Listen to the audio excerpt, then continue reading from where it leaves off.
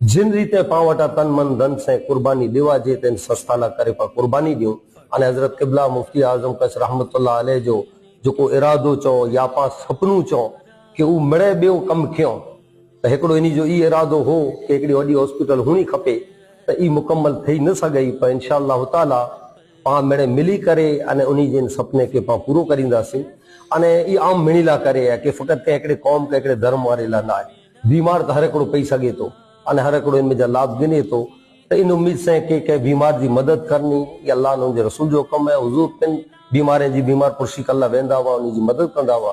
अल्लाह के रसूल सल्लल्लाहु अलैहि वसल्लम की इताअत में अगर पां पाणी अमल करियूं के इनमें मदद करियूं तो बेहतर है। अने पाण कच्छ जी मुस्लिम समाज ला करे एकड़ो वडो प्रोजेक्ट और वडी हॉस्पिटल है जैमें जानू अचींदे वरे में पांजी नस्लू पण जो लाभ गिनियूं तो इंशाअल्लाह ताला आ उम्मीद करिया तो जो मुझसे मोहब्बत करे वारा या असांजे परिवार